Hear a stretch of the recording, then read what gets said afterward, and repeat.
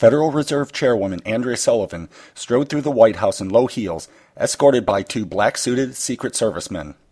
The bun of her graying brown hair bounced as she strode, and with her short, plump figure she resembled a schoolteacher more than the caretaker of the U.S. dollar.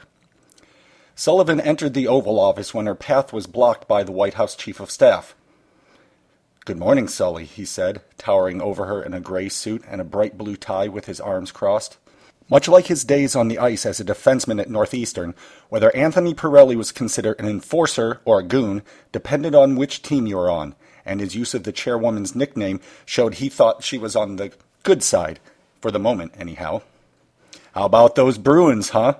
he said with a wink, knowing the chairwoman was an avid hockey fan. "The Wings will take 'em if they meet in the finals," Sullivan said with a smile. Pirelli stepped aside, and she saw President Christopher Maynard sitting with his feet up on the desk and hands behind his head. He was an attractive man, blessed with the neatly groomed charm of a born-and-bred Ivy Leaguer. Maynard was the quintessential politician, articulate, confident, and, when he thought it necessary, ruthless. 4+ years in the White House, however, had grayed the Democrats' light brown hair and grown his increasingly paunchy belly. Sitting on the front corner of the president's desk was the Treasury Secretary in a gray pinstripe suit with his right leg crossed loosely over his left and his hands folded casually in his lap.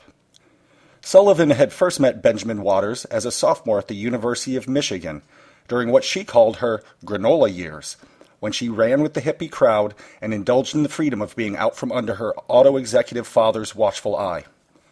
Waters had been a teaching assistant while working on his master's degree and part of the same bohemian crowd. Sullivan and Waters had several encounters inappropriate for a teacher-student relationship, a historical tidbit that his piercing green eyes and trademark smirk now told her he had not forgotten.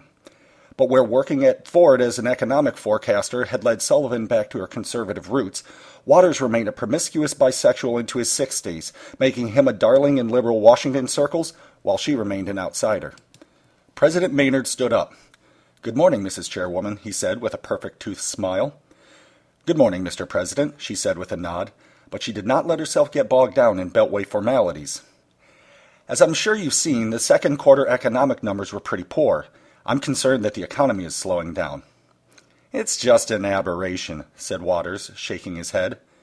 "Perhaps," said Sullivan, "but right now tax revenues are falling short." "We know," said Secretary Waters with a squint. "That's why we're selling a few more treasuries than we had anticipated." "That's why I'm here," said Sullivan. She scanned the eyes of the team. "Because the amount is small, I'm going to let you do it. But this is the last time. If revenues keep falling, I'm going to deny your request for more, and you're going to have to stick to our agreed-upon debt schedule." "That's preposterous," barked the president. "No Fed chief has ever used that authority." "And I hope I don't have to.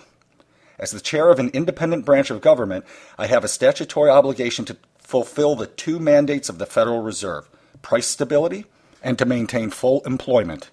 But every Fed chair, including myself, has worried about the fiscal health of this country, and I am seriously concerned about the debt service costs we're paying.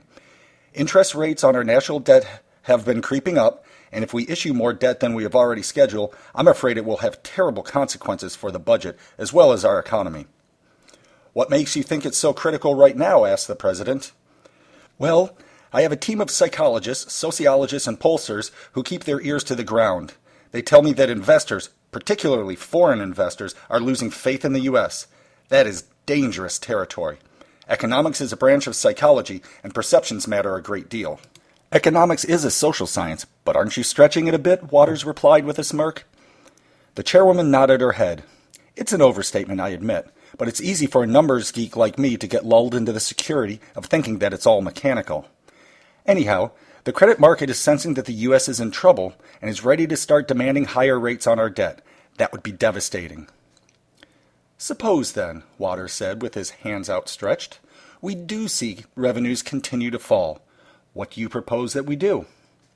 Sullivan shrugged her shoulders. "That's up to you. Cut spending, raise taxes, sell off some assets, or a combination. It doesn't matter to me. But listen to me, because I'm dead serious here. Our publicly held debt has been over 80% of GDP for 3 years and has reached 90%. Those are levels that have gotten many countries into trouble in the past. You have to do something about it, Mr. President. You have to bring that number down, period. Pirelli stepped forward and pointed at the chairwoman. Don't lecture the president, Sullivan. Sully was off the team for the time being. Back off, Pirelli, responded the chairwoman with a wave of her hand. I cannot impress all of you enough the gravity of our situation.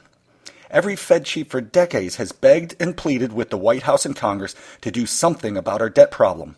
I'm drawing the line. I told everyone that President McDowell was a fool for giving the Fed head authority to block Treasury sales, Secretary Waters snarled.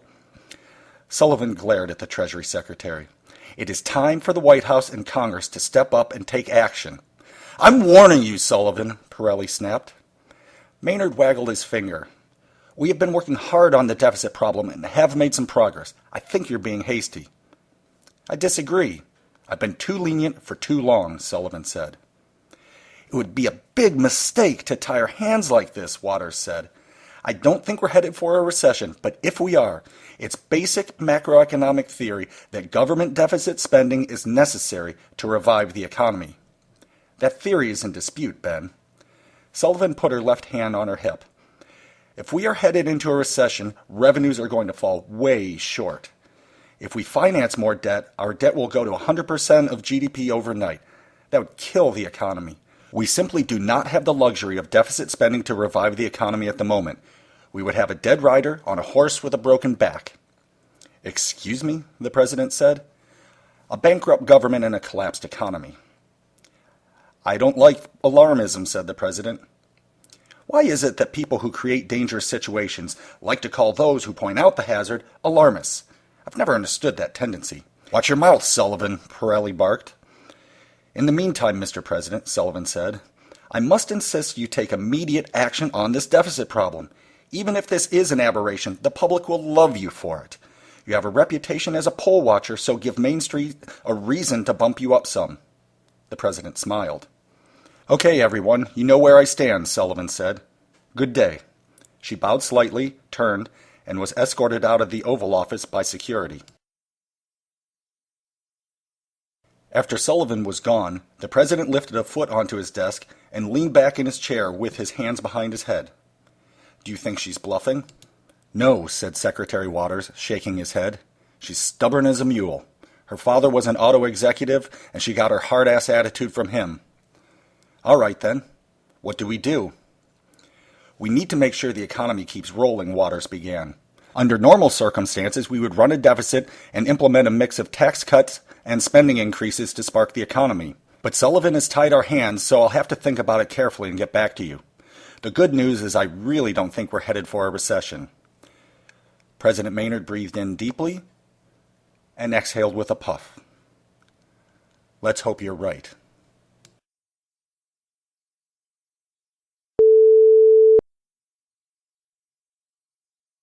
And so concludes the first full chapter of The Eagle Has Crashed, April of the year 2029. Hope everyone's enjoying it, and I look forward to returning next Sunday for the next installment as we'll begin May of 2029. And as always, if you're enjoying what you're hearing, the book can be purchased at clearpeakpress.com, and that's the only place where you can get an autographed copy. You just merely fill in the box that says instructions to seller and specify what message you'd like.